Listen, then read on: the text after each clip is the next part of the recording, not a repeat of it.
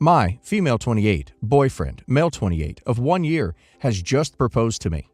I met him through my sister, female 26, about 6 years ago when she had just started college and she came home over Christmas to tell us she's invited some friends over. One of them was this guy she had a huge crush on. I know my mistake here and I regret it has happened, but the same day she introduced him, I slept with him. The next day I confessed everything to him, that my sister had a crush on him and that he should never tell anybody about us having S.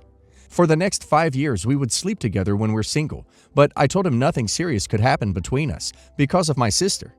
My sister got married last year and was pregnant within a month. After my sister's wedding, boyfriend called me, admitted that he's in love with me, and wanted to be in a relationship. My sister is happily married now, and we deserved the same thing. It made sense to me. I agreed. I lost my sister and most of my family after I outed the relationship. Now he has proposed, and don't get me wrong, I deserve the hate from my sister, but I can't help but feeling that the rest of my family is being unfair and unreasonable. My sister had her dream wedding with all of the family attending, but now nobody wants to be happy for me. My mom said what I'm doing is gross, and that if I married my boyfriend, she won't be part of my life or my future children's. My other sister's same. Only one aunt is supportive, but she wouldn't dare go against the rest. What can I do to change their mind? I don't feel like I'm doing anything wrong here, and I need my family. But it seems like there's really no way to win them back but to break off the engagement with someone I've loved for 6 years and break his heart as well as mine. Help me. Edit. Nobody knows I've been seeing him sporadically for the years up until we became a couple. The story we go by is that we met at my sister's wedding and clicked. That's why I don't think my family is being reasonable. Everyone knew my sister was in love with him for the majority of her college years. She asked him out and confessed that she had feelings for him in their second year. Your poor brother-in-law. I can't imagine being in his shoes. One day, you are blissful newlyweds with a baby on the way. The next, your wife and her family viciously cut off your sister-in-law because she's dating your wife's college crush. Yikes. Poor guy. Your family is being unreasonable.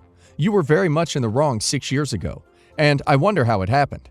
What kind of relationship do you have with your sister that you felt like the day she introduced her crush, you managed to get in his pants? That's besides the point though, unless you need to re-examine your relationship with your sister from childhood on to see why they are cutting you off. You cannot make people love or forgive you. Personally, I'd write a letter to your parents stating that you and fiancé are extremely happy together and you'd love for them to be a positive addition in your future together. But you won't allow them to treat you in this manner over an unrequited crush. Create boundaries and lay the groundwork. You are allowed to be happy and surround yourself with people who will celebrate you too. If you didn't tell your fiancé about your sister's crush, would he have known? Did she ever tell him or ask him out? This is bizarre behavior. If your relationship with your sister survives, don't ever tell her your future baby names. She'll totally steal them. Today, my 24 male partner and I, let's call him Eric, were invited to the wedding of one of his oldest friends from school. We received our save the date months ago, and the invite was addressed to Eric and Vicky. Our invite stated we were invited for the whole shebang, the service, the breakfast, and the evening reception. Our RSVP required both of our dietary requirements for the breakfast, which we replied to ages ago. I thought this was pretty awesome and generous of the bride and groom, as I had never met either of them and Eric was only close to the bride. So it was a very nice gesture. The wedding is a few hours away from where we live, and since neither of us drive, I booked train tickets in advance, which came to about £60 each return, and an Airbnb, which worked out at £90 between us. We don't earn a lot, so this is quite a big spend to justify. However, since they invited us to the whole wedding, we thought it would be rude not to go. The bride also specified colors we should wear, so I bought a new outfit since I didn't have anything formal that would be suitable. Not the end of the world, but with Christmas coming up, it was a bit difficult, and I had to be really frugal all through November to make it work. Total spend was probably double what I would spend monthly on fun stuff, like going out for dinner or drinks or new clothes. We got to the service, and it was beautiful. The bride looked lovely, and it was very emotional. I get nervous at weddings. Couldn't say why. And so I hadn't eaten beforehand, figuring the 4-course breakfast would fill me up nicely. After the ceremony, we went straight into the venue to have drinks and sit down at tables. We were towards the back of the line into the venue, and so half the congregation had already sat down. We glanced at the seating plan, saw Eric's name, and headed over. There was no place setting for me. Eric found his name, but there weren't any free seats at the table. Eric sat down and I asked an usher whether there was a mistake. He didn't know, so he waved over the bride. She and I had never met before, but she seemed friendly until she opened her mouth. "Oh, no, you're not part of the breakfast. The invitation was just for the reception and service. You're welcome to come back later." This was in front of most of the guests who had already sat down, in a big venue, probably 140-ish seats. The usher suggested I go to the pub. Eric didn't know what to do, but didn't want to cause a scene, so he stayed put and quiet. I quite literally have never felt so embarrassed and humiliated in my life. I left, and it was raining heavily. Hadn't brought an umbrella since it was an indoor wedding, and being in a rural place, I had to walk about 20 minutes to get anywhere else. The usher had suggested a pub where the other guests are, so I just kept walking. But my shoes were literally ruined and soaked through, as well as being pretty damn cold because it's December and I was dressed for a wedding. Get to the pub to find a handful of merrymakers drinking heavily, at 2 p.m., in wedding clothes. Introduced myself kind of awkwardly as they were total strangers, and they were luckily really nice. They invited me to sit with them and tell them about the service. All of them had been invited to the reception. I asked one of them if I could see their invite, and it was crystal clear that they were evening guests. There was no mention of the service or the breakfast, nor their dietary requirements. I apparently was the only person who was invited and then uninvited to the whole do. I sat with them and had some food because I was starving, but they all started leaving to get ready at about 4 p.m. Being a total stranger, I didn't think it best to ask to come with them, but I had never been to this town before, and besides Eric, I didn't know anybody. Since being ejected at 1:30 p.m.-ish, I expected to just hang out until 7:30 p.m. when the reception started. So I left. I feel so unwelcome and unwanted that I just wanted to go home.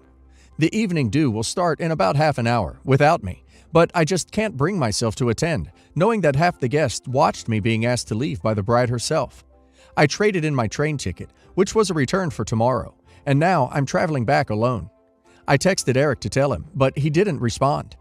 I've been holding back tears since I was ejected, 6 hours ago, and I feel completely torn.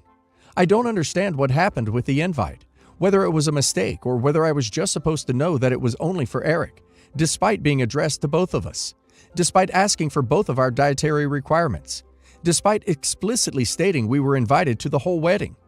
Part of me feels like I should have gone to the evening reception too, but I'm soaked through. My hair and makeup look awful. My shoes are unwearable. I am barefoot on a really gross floor right now, and I'm freezing. I look a mess, and I feel so stupid. Did I mess up here? I feel like I've just been totally ducked over, and I'm really upset that Eric didn't stand up for me, or say anything, or leave the breakfast with me. Although I think that's less because of malice and more that he's just a bit hopeless when put on the spot. I've never heard of a wedding where you invite a plus one, by name, but then they aren't invited to as much of the wedding as the other half of the couple. Nobody else at the wedding had this happen. I don't see how it can be personal since I've never met any of them before. I'm really upset and can't wrap my head around how weird today has been. If this happened to you, what would you do? This is the tackiest thing I've ever heard. There's a chance that there was a mix-up or oversight with the invitation. But in that case, the bride should have taken you and Eric aside to apologize and see what could be done to fix it. But the way it was handled was completely unacceptable. I'm so sorry for you. Also, despite your boyfriend being put on the spot, it's been hours now, right? He should have leapt into action by now. That is incredibly rude, and even worse, your boyfriend didn't leave with you. I would find his behavior to be a massive deal breaker for myself personally. Update.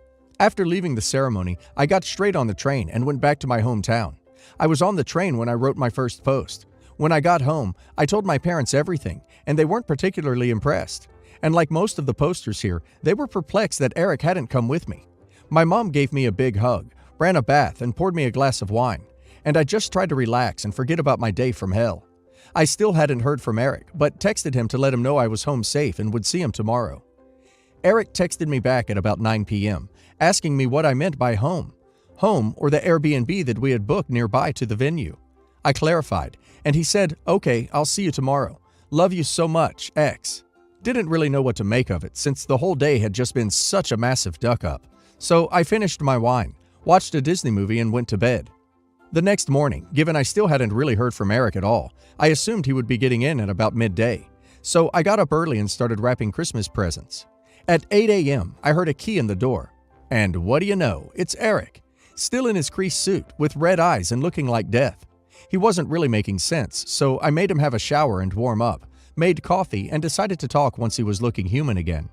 We sat down together and pieced together his side of the story. Basically, once I had left, Eric was absolutely livid with Marie. He had frozen like a deer in headlights when she was asking me to go, and was kicking himself that he hadn't done the right thing. About 10 minutes after I left, Marie turned around and said, "Oh, actually, a few people haven't turned up. Get Vicky to come back. We have space for her now." And Eric had tried to call me. Because there was no phone signal anywhere near the venue, he couldn't get through. And Marie pretty much immediately said, "Oh well, never mind. She didn't want to be here anyway," which obviously was a pile of crap, and made Eric feel rubbish. The meal was a very formal sit-down affair, so he just kind of grinned and bared it, assuming I would be coming back at the evening. Eric was the only person mentioned in the speeches, by Marie's father, who wasn't a family member, and apparently it was clear to everyone how disappointed he was that I wasn't there to share it with him. When I texted him at about 6 p.m. to let him know I was going home, he never received it.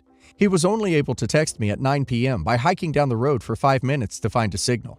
All the while, his ex, Helen, was being sickily sweet, asking where I was. Why didn't I want to come and enjoy the party? Was I shy?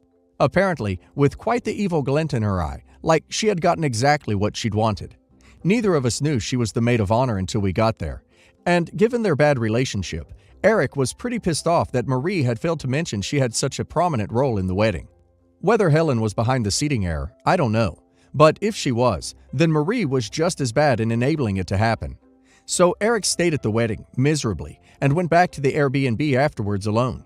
He barely slept, feeling angry at Marie and Helen for ducking with us and at himself for not sticking up for me, and left at 4:30 a.m. to get the first train home. Hence, why he was back at our place so early. He wasn't really apologetic to me at all. He didn't really seem to see how it was crappy for me. He more felt like he had been insulted by the situation and let down by his oldest friend. He is cutting off Marie and doesn't want anything else to do with her.